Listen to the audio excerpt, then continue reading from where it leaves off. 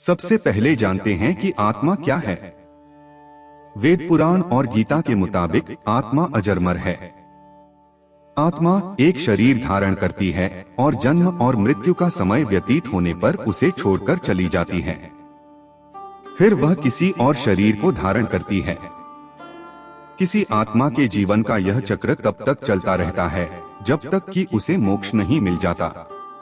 यह आत्मा सभी के अंदर है, मनुष्य ही नहीं, पशु पक्षी जीव जंतु में भी। आत्मा के 3 स्वरूप हैं, जीवात्मा, प्रेतात्मा और सूक्ष्मात्मा। जीवात्मा वह है जो भौतिक शरीर में वास करती है। इस आत्मा का जब कामनामय शरीर में वास होता है तब उसे प्रेतात्मा कहते हैं। वहीं यह आत्मा जब सूक्ष्मतम शरीर में प्रवेश करती है तब उसे सूक्ष्मात्मा कहते हैं। सूक्ष्मात्मा ही आत्मा का वास्तविक स्वरूप मानी जाती है। कहने का मतलब यह है कि आत्मा हमेशा एक शरीर के साथ होती है। एक शरीर को छोड़कर दूसरे शरीर को धारण करने के बीच के समय भी वह एक सूक्ष्म शरीर में रहती है।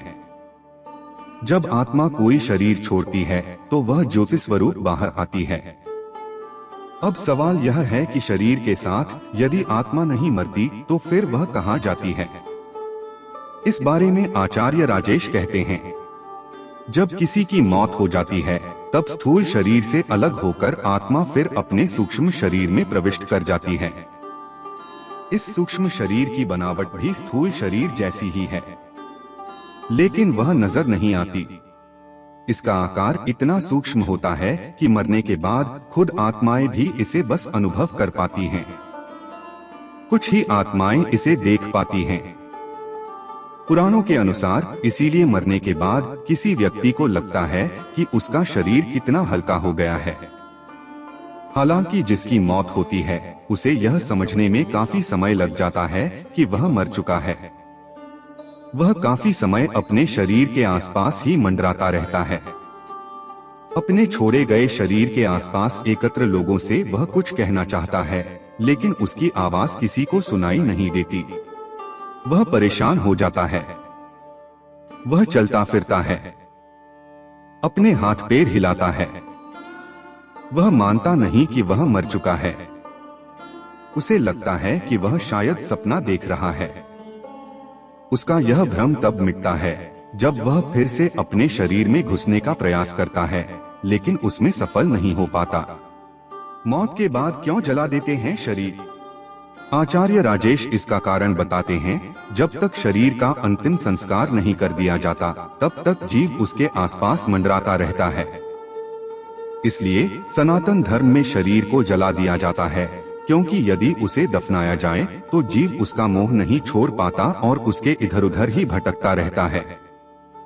अधिक मायामोह वाला जीव तो श्मशान के आसपास भी बहुत दिनों तक चक्कर काटता है। वहीं जिन जीवों को प्रियजनों से अधिक मोह होता है वे अपने प्रिय व्यक्तियों के निकट रहने का प्रयास करते हैं। मृत्यु के बाद कोई कहाँ समय गुजारता है यह इस बात पर निर्भर करता है कि वह कैसी धारणा और विश्वास के साथ मरा है। मान लीजिए कि बचपन से यह धारणा है कि मृत्यु के बाद उसे लेने यमराज भैंसे पर आते हैं, तो उसे उस समय यही छवि दिखाई देगी। मरने के 12 दिन के बाद यमलोक के लिए यात्रा शुरू होती है। मौत के बाद क्यों जला देते हैं शरीर? जब तक शरीर का अंतिम संस्कार नहीं कर दिया जाता तब तक जीव उसके आसपास मंडराता रहता है। इसलिए सनातन धर्म में शरीर को जला दिया जाता है, क्योंकि यदि उसे दफनाया जाए तो जीव उसका मोह नहीं छोड़ पाता और उसके इधर उधर ही भटकता रहता है। अधिक मायामोह वाला जीव तो श्मशान के आसपास भी बहुत दिनों तक चक्कर काटता है।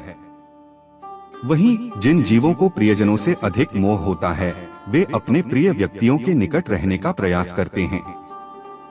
आचार्य राजेश आगे कहते हैं, मृत्यु के बाद कोई कहाँ समय गुजारता है यह इस बात पर निर्भर करता है कि वह कैसी धारणा और विश्वास के साथ मरा है।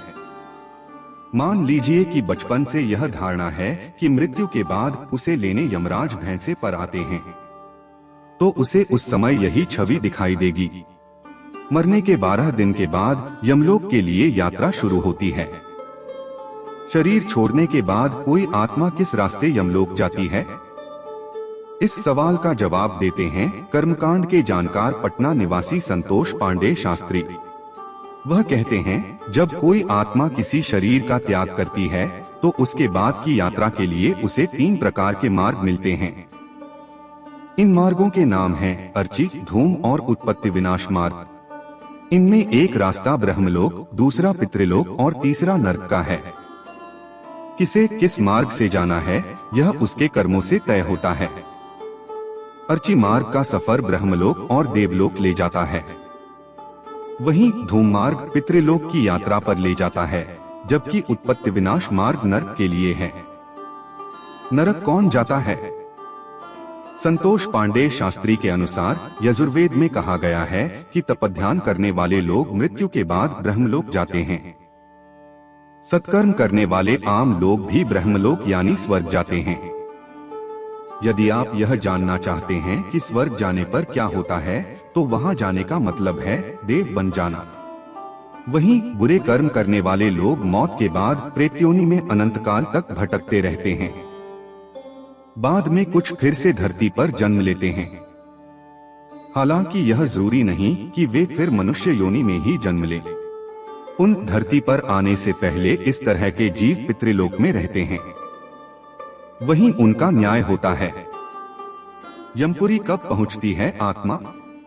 आत्मा तय मार्ग से 17 दिन की यात्रा के बाद 18वें दिन यमपुरी पहुंचती है। गरुड़ पुराण के अनुसार यमपुरी पहुंचने से पहले रास्ते में वैतरणी नदी पड़ती है।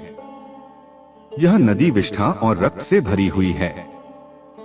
अच्छे कर्म करने वाले तो आसानी से वैतरणी को पार कर जाते हैं, किंतु पापी आत्माएं इस नदी में डूबती रहती हैं और यमदूत उन्हें निकालकर बार बार फिर इसमें धक्का देते रहते हैं।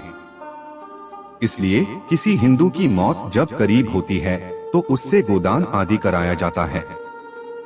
इसका मतलब है कि यदि उसने जीवन काल में कम धर्म किया तो उससे अंत समय में कराया जाता है, ताकि वह वैतरणी आसानी से पार कर सके। यमपुरी में आत्मा पुष्पोदका नामक एक और नदी के पास पहुंचती है, लेकिन यह वैतरणी की तरह नहीं। पुष्पोदका का पानी साफ है और इसमें कमल के फूल खिले रहते हैं। इस नदी के किनारे एक छायादार बड़ का वृक्ष है, जहां आत्मा थोड़ी देर विश्राम करती है। यहीं पर उसे उसके पुत्रों या परिजनों द्वारा किए गए पिंडदान और तर्पण का भोजन मिलता है और इससे उसमें फिर से ऊर्जा का संचार होता है। किस दिशा में है स्वर्ग का द्वार? संतोष पांडे शास्त्री के अनुसार यमलोक पहुंचने के बाद भी वहां किस द्वार से प्रवेश करना है, यह इस पर निर्भर करता है कि आत्मा ने जिस शरीर को धारण किया था उसके द्वारा कैसे कर्म किए गए। यमलोक के 4 द्वार हैं।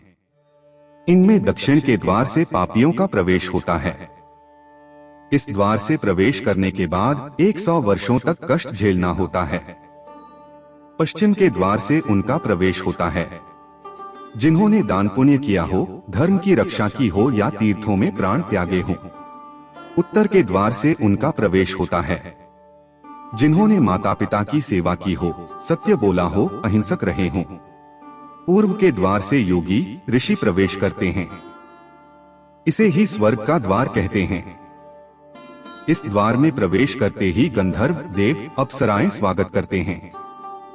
यदि ईश्वर की सभी पर एक समान कृपा होती है तो किसी को भी नरक की यातना क्यों?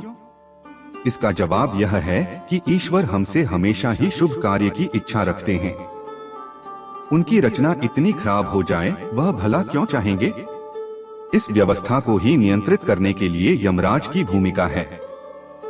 जब कोई गलत कार्य करता है तो उसे भयानक कष्टों के जरिए शुद्ध करना ही यमलोक का मुख्य कार्य है। ऐसी ही आत्माएं नरक जाती हैं, जहां उन्हें तरह तरह की यातनाएं झेलनी होती हैं। ऐसी आत्माएं बार बार शरीर धारण करती हैं और दुख सहती हैं। इसे ही 84 लाख योनियों में भटकना कहते हैं। आत्मा जितनी बार शरीर धारण करती है वह योनि कहलाती है। ऐसी 84 लाख योनियां हैं। इनमें कीट पतंगे, पशु पक्षी, वृक्ष और मानव सभी शामिल हैं। इनमें पेड़ पौधे की 30 लाख, कीड़े मकोड़े की 27 लाख, पक्षियों की 14 लाख, पानी के जीव जंतुओं की 9 लाख, देवता, मनुष्य, पशु की 4 लाख योनियां हैं। मोक्ष होने पर ही इससे मुक्ति मिलती है। पुनर्जन्म क्यों?